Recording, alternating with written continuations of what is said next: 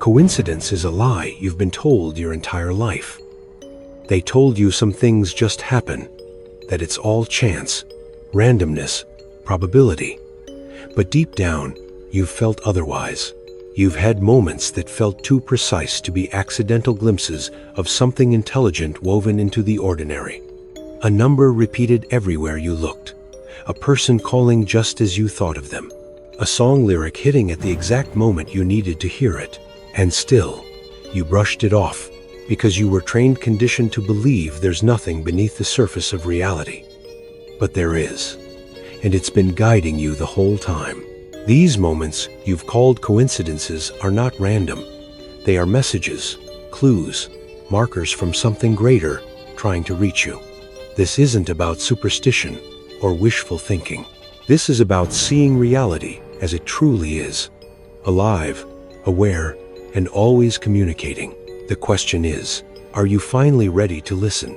You weren't born blind to meaning. As a child, you noticed everything: patterns in clouds, shapes and shadows, strange timings that made you pause. You felt wonder without needing an explanation. You sensed things without being told. But over time, that instinct was buried. Bit by bit, you were taught to stop believing in things that couldn't be measured. You were told there's no such thing as a sign, that seeing connections where none objectively exist is just a glitch in your brain, a bias, a flaw, something to correct. School taught you that the world is made up of hard facts and solid rules. Science, they said, only works through cause and effect. If you couldn't prove it in a lab, it wasn't real. And so, you stopped trusting the moments that whispered something more. You stopped asking why certain things happened at just the right time. You stopped looking for meaning in what you couldn't control. And yet, the signs never stopped showing up. The same numbers, the same names, the same themes repeating like hidden code written into the fabric of your life. But when you brought it up, they called it coincidence, and you believed them. Because belief isn't always a choice. It's often a byproduct of survival. And in a world that punishes strangeness, it's safer to stay silent than to sound crazy. Safer to bury your questions than risk standing out.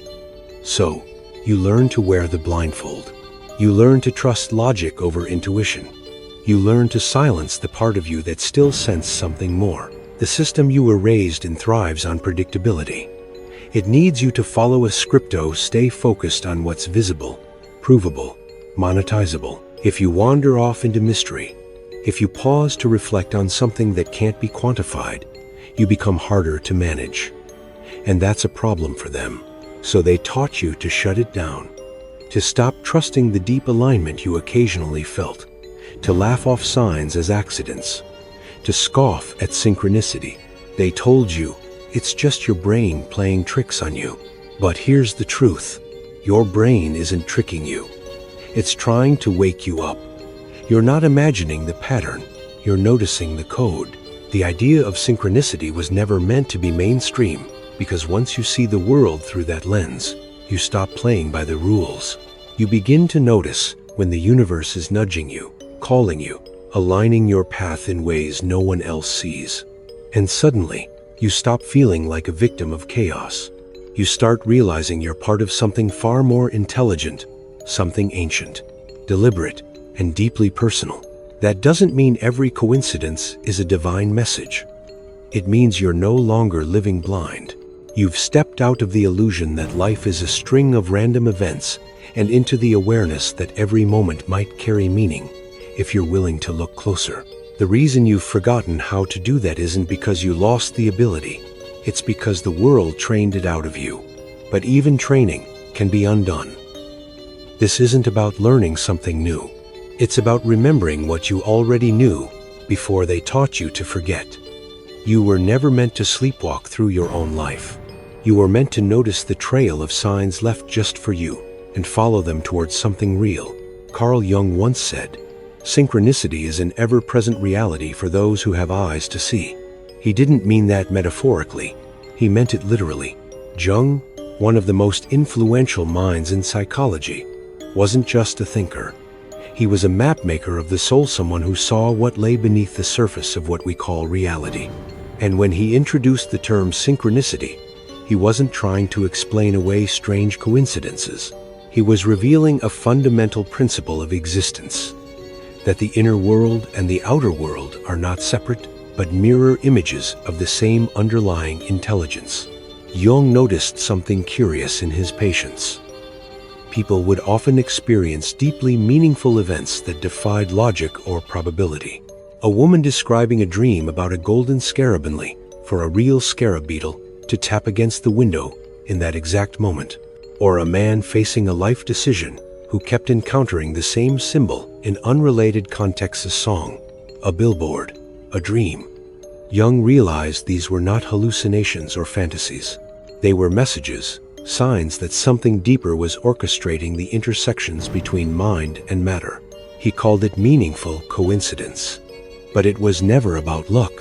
It was about alignment. Synchronicities don't just happen at random. They appear when the psyche is activated, when the unconscious is trying to break through the noise of everyday life. And that's where archetypes come in. Jung believed our subconscious minds are wired with symbolic patterns, universal themes like the mother, the hero, the shadow. These archetypes aren't just found in stories and myths. They're found in dreams, behaviors, even the people we attract. They shape our perception of the world and draw certain experiences toward us.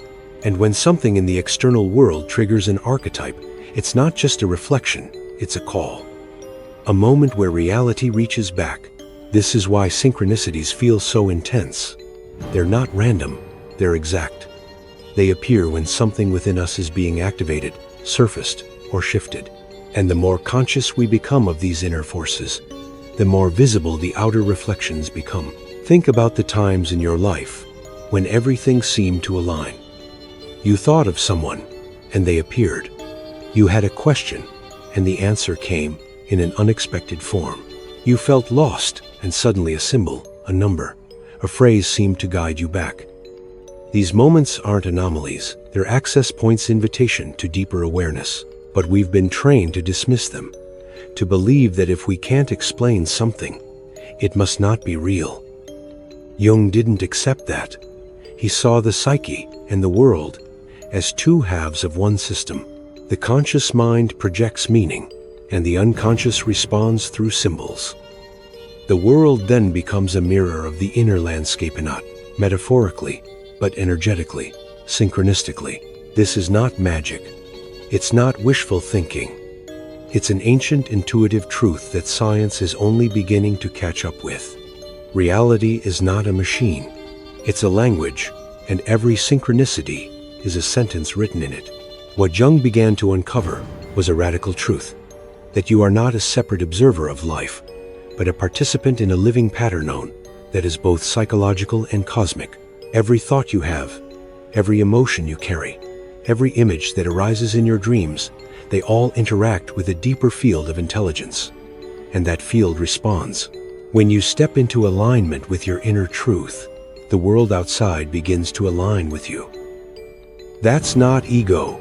That's resonance. That's synchronicity. This is the original code of meaning, not imposed from the outside, but awakened from within. When you understand this, your life stops being a string of disconnected events and starts becoming a story written by your own soul, shaped by archetypes, mirrored by reality. Jung didn't just define synchronicity. He revealed the architecture of connection. The question now is, will you learn to read it? The universe doesn't speak in words. It speaks in patterns, symbols, and timing. And if you're paying attention, it speaks constantly. Most people walk through life believing they're alone in their thoughts, that the world is indifferent to their struggles or questions. But those who begin to awaken know better. They begin to notice that when they're at a crossroads, a message arrives. When they're breaking down, a breakthrough appears. And when they're about to turn away from their path, something subtle but undeniable calls them back. That something is synchronicity.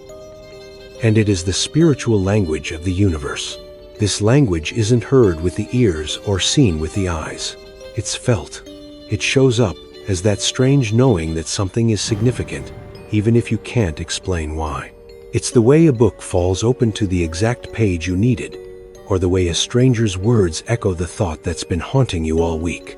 These are not hallucinations, they're not fantasies. They're spiritual contact points, brief but profound confirmations that reality is more than what you've been told. Across every spiritual tradition, there's a belief that the universe communicates through signs. In ancient Egypt, dreams and omens were considered sacred messages. In Hinduism, divine timing is known as kalanat, just chronological time, but a moment imbued with meaning.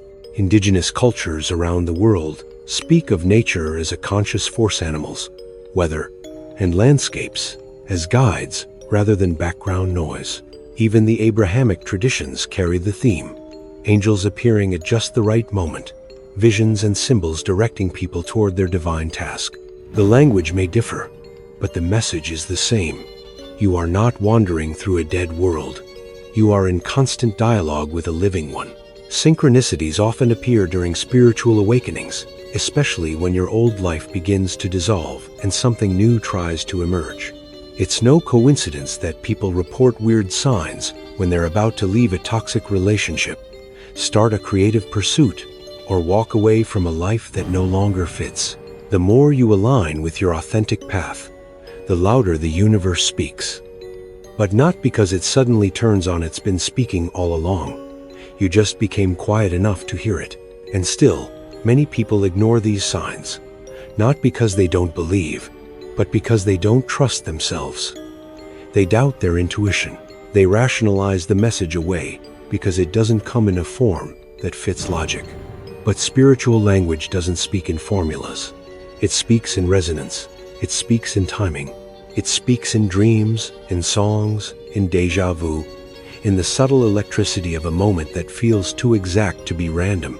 And when you learn to stop asking, "Is this real?" and start asking, "What is this showing me?" that's when the language reveals itself. Sometimes the signs are gentle nudges.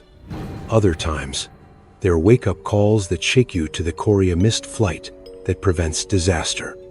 A sudden illness that forces you to slow down. A loss that strips away your false identity so you can find who you really are. These aren't punishments. They're recalibrations, the soul's way of realigning you when you veered off track. Not all synchronicities feel good. Some are painful, but even the painful ones carry messages. Change is needed. Evolution is calling. Growth is overdue. When you begin to honor synchronicity as communication, not superstition, you start moving differently in the world. You start asking for guidance and listening for the reply. You start recognizing that every day, in ways big and small, something greater is walking with you, whispering through your life, arranging moments you don't have to understand in order to trust. And that trust becomes your compass, not because it guarantees safety, but because it reconnects you to a deeper intelligence than fear can ever offer. You were never meant to walk this path alone. You were always meant to dance with the invisible. You were always meant to wake up in the middle of an ordinary day and suddenly realize it was never ordinary at all. Most people believe that the world happens to them, that reality is some external force, fixed and indifferent, and all we can do is react. But this belief is an illusion, one that keeps you locked in a state of passive existence. The truth is far more intimate and far more powerful. Your consciousness shapes your reality. The outer world doesn't just reflect random events. It reflects you, not the superficial you, not the mask you wear to get through the day, but the real you, the one beneath the noise. Synchronicities are not accidents, they are feedback. Your inner state is always being mirrored, echoed, confirmed, or challenged by the universe around you. When you begin to realize that your thoughts, emotions, and intentions are not private experiences, but energetic broadcasts, everything changes. You understand why certain people show up at certain times, why the same situations keep repeating themselves until you face the lesson, and why moments of clarity seem to coincide with external breakthroughs. The line between coincidence and creation starts to dissolve, and you stop feeling like a spectator and begin to step into the role you were always meant to play, conscious participant. This doesn't mean that every fleeting thought instantly reshapes the world around you, but your sustained focus, your emotional energy, and belief system act like a magnet. They influence what you see, what you notice, what you attract, and what you interpret. If you're constantly focused on fear, life will reflect reasons to be afraid. If you're anchored in curiosity and presence, synchronicities become more visible because your awareness is tuned to them. Your perception is the filter through which meaning is either revealed or hidden. The more aligned you become within, the more aligned your outer world becomes. This is why major life shifts often coincide with an increase in synchronicities. When people begin healing their trauma, pursuing their soul work, or breaking free from societal scripts, they start noticing strange alignment signs that they're on the right path. This isn't just the brain seeking patterns, it's the energetic field responding to a new signal. Your consciousness is an instrument, and when it plays in harmony with your true self, life starts to harmonize around you. This also explains why synchronicities often come in waves. They cluster around moments of decision, transformation, or awakening. They're like road markers on a spiritual map you forgot you were carrying. And the map doesn't lead you somewhere random. It leads you deeper into alignment with your essence. Every synchronicity is a reflection of something inside you, a belief shifting, a truth emerging, a fear dissolving. When you honor these moments, you're not just following signs, you're entering a dialogue with the universe. But here's the part that most people miss. If you ignore these signals long enough, they stop showing up.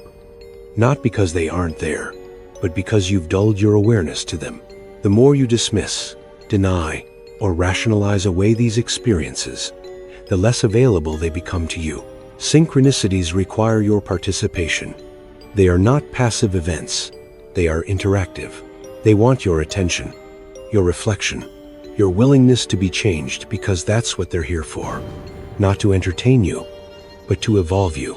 Your consciousness is not a side effect of your life. It is the architect of it. And synchronicity is the language it uses to show you where the walls are misaligned or the structure incomplete. When you start listening to this language, you stop chasing clarity and start creating it. You begin to experience moments not as random, but as exact, perfect, timed not by accident, but by resonance. This is why presence is so essential. Because when you're scattered, reactive, or disconnected, you miss the signs.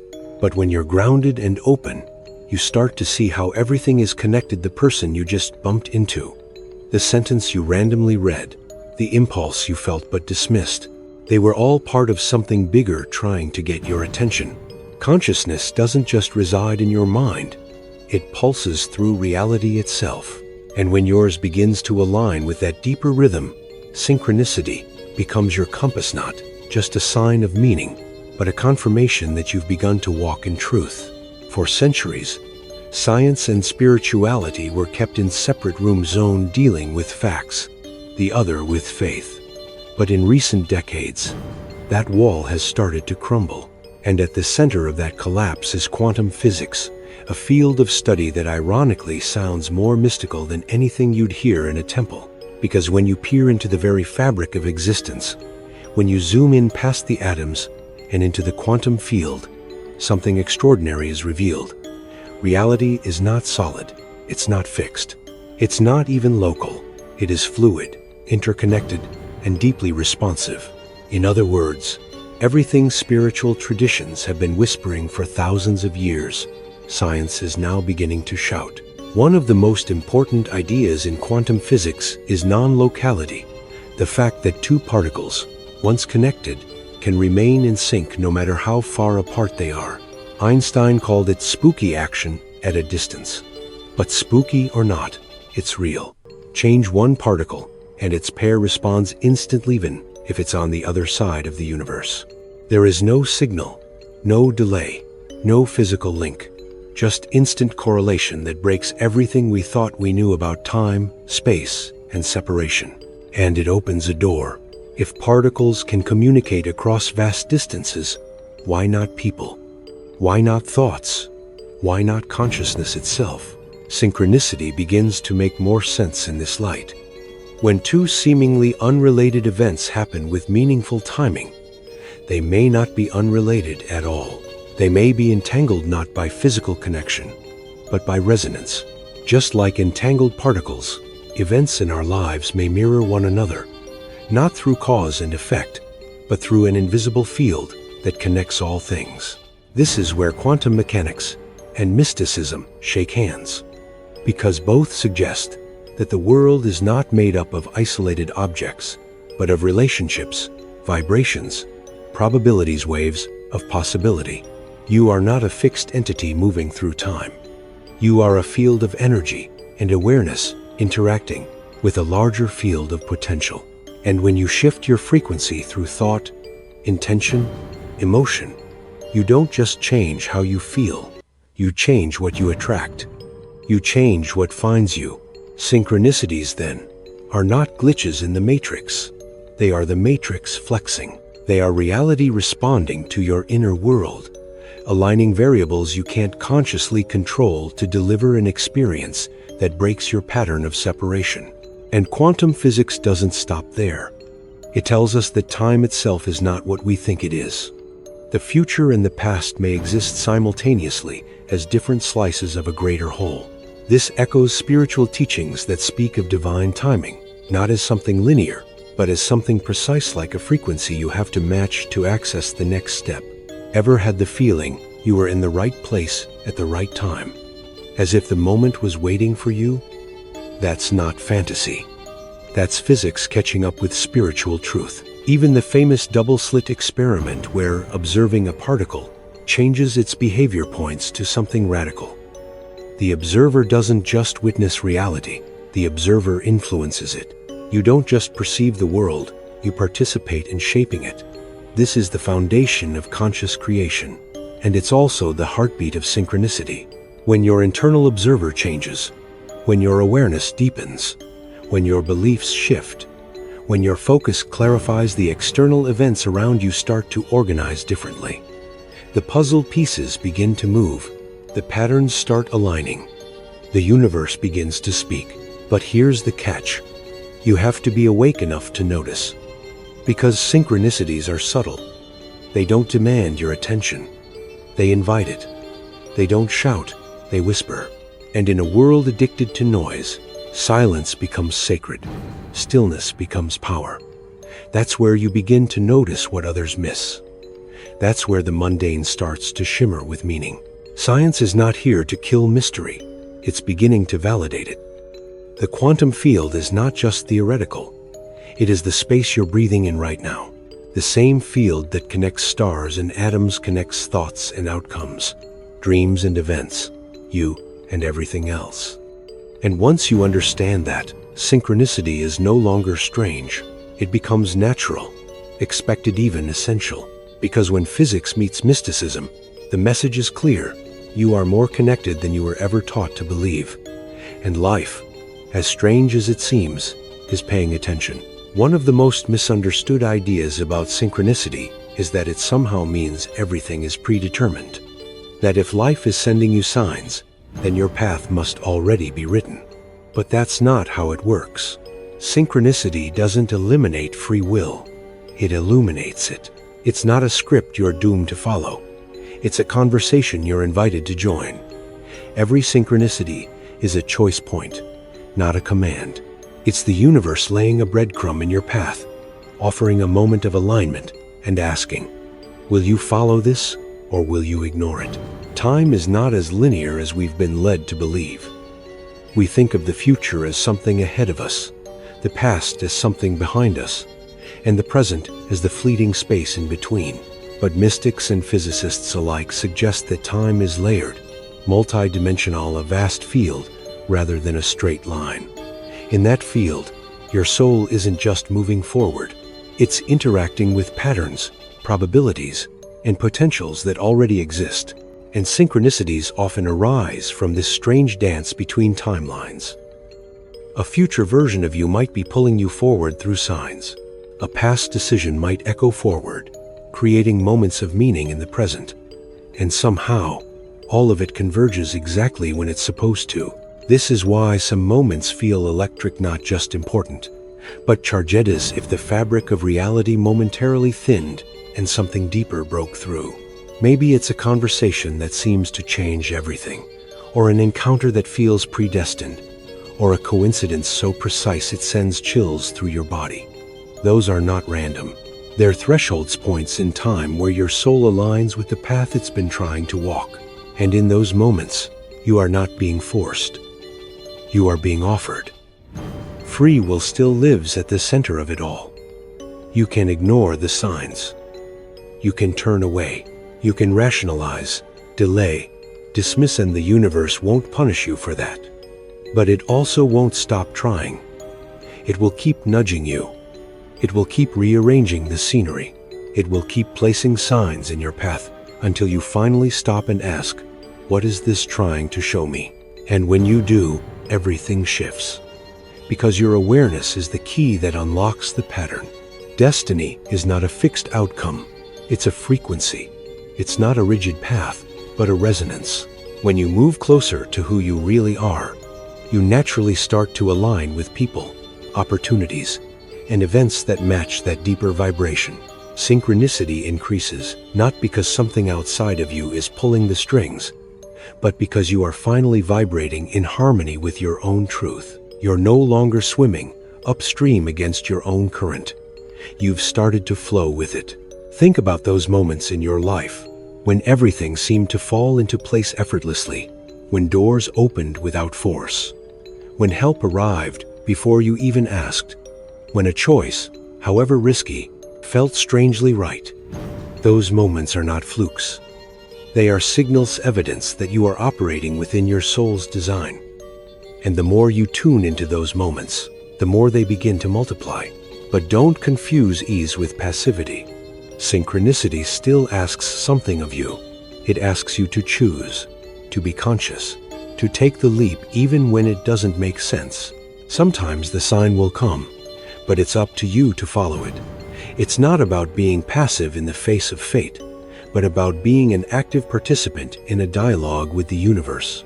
And that's what makes synchronicity so powerful. It doesn't remove responsibility, it enhances it. Because when you recognize that life is speaking to you moment by moment, you realize you're not waiting to be saved. You're being invited to co-create. This is where destiny and free will meet.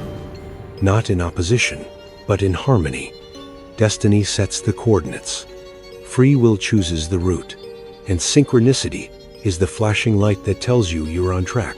When you learn to trust those signals not as answers, but as allies, you begin to walk a path that feels less like wandering and more like remembering. Because somewhere deep in your being, you already know where you're meant to go. The signs just help you get there. There are moments in life that feel like checkpoints, like you've arrived at a significant mile marker in a journey you didn't realize you were on. You stop, even if just internally, and feel something click, a quiet recognition, a strange clarity. Sometimes it's the end of a cycle. Sometimes it's the beginning of a new one. But either way, it doesn't feel like a coincidence. It feels guided. That's not an illusion. That's the soul speaking through synchronicity. These moments are not random. They're part of the navigational system built into your life. If you pay attention, they'll take you exactly where you're meant to go. Checkpoint synchronicities are the ones that interrupt your usual rhythm. They often come when you've outgrown something, but haven't yet stepped into what's next. A career that once felt fulfilling begins to feel empty. A relationship starts to stretch thin. Or your routines, once comfortable, now feel like a cage. You try to keep moving forward, but everything slows down. Nothing flows. And just when you're about to force something or give up altogether, it happens: a phone call, a sentence overheard, a random chance meeting, a book you pick up without knowing why. And in that moment, something inside you shifts. The sign wasn't loud, but it was clear. And for a brief moment, you remember who you are. These checkpoint synchronicities are not only comforting, they're precise. They arrive at the exact moment you need them, not before, not after. They're timed to your soul's growth, not your ego's schedule. And often, they come with a choice to keep repeating the familiar or to step into the unknown. The signs won't force you. They'll simply offer a mirror, a map, or a message, and the decision remains yours. But if you've been listening, really listening, you'll know what to do. What makes these events powerful is that they feel both external and internal at once. The outer world delivers something, a symbol, a sequence, a faisand. It lands inside you like a revelation. You feel recognized by reality, not in a way that makes sense to others, but in a way that makes sense to you. That's because these signs speak the language of your own consciousness. They don't need to be universal, they need to be personal. That's how you know they're real. Some people wait for these moments like lightning, bolts rare and miraculous. But the truth is, they're always happening. What changes is your ability to see them. The more you cultivate self-awareness, the more fluent you become in the language of synchronicity. You start recognizing patterns that once felt invisible. You stop needing certainty and start trusting alignment. And when that shift happens, the signs don't just show up in crisis. They become a daily rhythm, gentle hum beneath the noise, guiding you home. Think of your life as a map designed by your soul, not a map with fixed roads and rigid destinations, but a dynamic one that adjusts in real time as you grow, choose, and awaken. The synchronicities are your checkpoints. They don't tell you where to go step by step, but they show you where you are. And sometimes, that's all you need, a confirmation, a cosmic nod, a moment that says, yes, this is the path. In a world obsessed with logic and certainty, these subtle confirmations feel like magic. But they're not magic. They're reminders of your direction, of your alignment, of your connection to something greater than yourself. And here's the most important part. The more you act on these signs, the stronger they get. Not because the universe rewards you, but because you've attuned your awareness. You've said yes to the dialogue. You've started walking with life, not against it. And life responds. It always does. Because you were never meant to find your way by force. You were meant to find it through awareness, through resonance, through moments that may look small to the outside world, but to your soul are everything. Synchronicity isn't something you chase. It's something you notice. It's already there, woven into the fabric of your life like a hidden thread waiting to be seen. But most people miss it because they're too distracted, too busy, too stuck in their heads to hear the subtle whisper beneath the noise. To truly experience synchronicity as a guiding force, you have to tune yourself like an instrument. You have to slow down, become still, and begin paying attention in a way that most people have forgotten how to do. This isn't about superstition, it's about awareness. And awareness is a skill of practice. The more you cultivate it, the more the signs begin to speak. It starts with presence. Synchronicities don't live in the past, and they don't wait in the future. They arrive in the now. So if your mind is constantly running ahead or looping behind, you'll miss them. The first step is to reconnect with where you are. Not where you think you should be, not where everyone else is going. Just here, now. Because signs show up in the real world, not the imaginary one you build in your head. They appear in moments of stillness, when the mind quiets just long enough for the soul to speak. That's why people often experience synchronicity while walking in nature, meditating, or even in the calm after a storm. Something clears, and suddenly the world feels alive with meaning. Start paying attention to what repeats. What symbols keep showing up? What phrases do you keep hearing from different people? What dreams return again and again? Repetition is one of the universe's favorite tools. It's not trying to confuse you. It's trying to wake you up. And the more you begin to document these patterns, the clearer they become. A journal isn't just for memories. It's a lens. When you write down synchronicities, however small, you begin to see the invisible lines that connect them. You begin to track your own evolution in symbols. You begin to realize that life is not random, it's responsive. Ritual helps too. You don't need crystals or incense unless they hold meaning for you. What you do need is a way to return to yourself, a space where you can pause, ask for guidance, and listen. Maybe that's 5 minutes in the morning with your thoughts. Maybe it's lighting a candle and breathing before making a big decision. What matters is not the form, it's the intention. Synchronicity is a two-way relationship. If you want the signs to speak louder, show that you're listening. And don't underestimate the power of asking. Ask the universe for a sign, not to test it, but to tune to it. Be clear in your request, and then let go of needing the answer to come in a specific way. Signs rarely arrive in the form we expect. More often, they come through back doors, through things we almost overlooked. That's part of the magic. You think you're waiting for one thing, and life gives you another, more perfect than you could have designed. And finally, trust the feeling. You know the one. That strange spark in your chest when something just clicks. That sense that something small means something big. That is not delusion. That is resonance. That is your inner world recognizing its own reflection in the outer one. And when you begin to honor that feeling, when you let it guide you, without demanding it to explain itself, you begin to walk in alignment. Not because you have all the answers, but because you've learned how to ask better questions and how to listen for the reply. Building a synchronicity practice isn't about controlling life. It's about surrendering to the conversation that's already happening. It's about becoming sensitive to the unseen architecture of your experiences. And once you start, you'll never be able to unsee it. The world will never again look random. It will look like a field of meaning, alive with direction, purpose, and mystery. And you'll walk through it differently, not faster, not with more certainty, but with presence, with trust, with a quiet knowing that you are exactly where you're meant to be. And the signs will be there when you need them. There comes a point where synchronicity stops feeling like an occasional occurrence and starts to feel like a natural state of being. Not because the signs become more frequent, but because you become more awake. You no longer need fireworks to feel guided. You no longer second-guess the inner tug that tells you to pause, to move, to speak, to wait.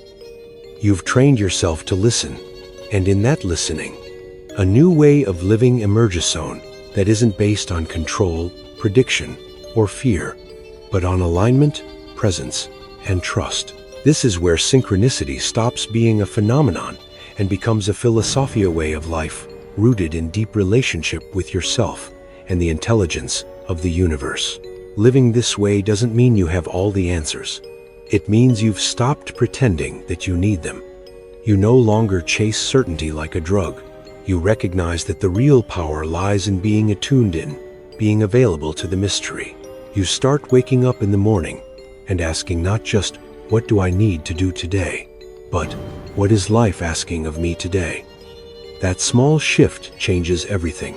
It shifts you from being a passive consumer of experience to an active co-creator. You start noticing beauty in places you once rushed past. You begin seeing meaning in moments others call mundane, and you carry yourself differently, not with arrogance, but with reverence, because you know you're in dialogue with something vast and sacred, and that knowing humbles you. When synchronicity becomes a way of life, decision-making changes. You stop forcing outcomes. You stop settling for what doesn't resonate. You start choosing based on alignment rather than fear. And when you can't see the full path, you trust the next step. Because that's how the path reveals itself. One step at a time, one sign at a time, one small act of trust after another. You begin to build a life that doesn't just look good on the outside, but feels true on the inside. A life that is guided, not driven. This kind of life isn't loud. It's not always obvious to others. From the outside, you might still look like someone going to work, drinking coffee, paying bills. But internally, everything is different. You move from a different place. You respond to a different rhythm, and slowly, others notice. They feel something in your presence. They ask how you stay calm in chaos, how you know when to take risks, how you make peace with the unknown. And maybe you'll tell them the truth. You stopped fighting the current, and you started listening to the signs. This way of life doesn't make you immune to pain. It doesn't exempt you from challenge, but it gives you a compass in the storm. It reminds you that even when everything seems uncertain, there are patterns trying to find you. There is guidance trying to reach you. And if you stay present, you'll always know what to do next. Not because it makes sense on paper, but because it feels aligned in your soul. The story we've been told is that life is random, that we're alone, that meaning is something we impose onto a dead universe. But that story is crumbling, and in its place, something ancient and true is rising a deeper story, where life is not separate from us, but speaking to us in every moment, through timing, through feeling, through symbols, dreams, and strange alignments, through the soft pulse of synchronicity guiding us back to ourselves. If you want to keep living asleep, chasing empty goals, ignoring the call, of course, you can. But you'll always feel the ache, that quiet sense that something is missing. But when you choose to live in rhythm with the mystery, to follow the signs, to surrender to the dialogue, you don't just find your path, you find yourself.